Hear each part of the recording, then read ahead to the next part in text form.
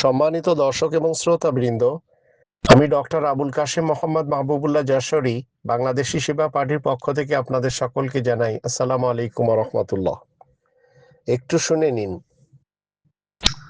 2000 মানুষ জীবন দিয়া এই দেশটা ঠিক করতে চেয়েছিল, বৈষম্য দূর করতে চেয়েছিল।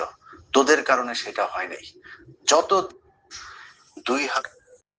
তোদের কারণে এই মানে হলো এই বিএনপির কিছু বুড়ো অথর্ব নেতা এবং নেত্রী রয়েছে এদের কারণে, এমনকি তারেক জিয়া, আবার সালাউদ্দিন আহমেদ, দুলু বুলু যা আছে, ফখরুল ইসলাম আলমগীর সহ রেজবি সহ এরা সবাই অথর্ব।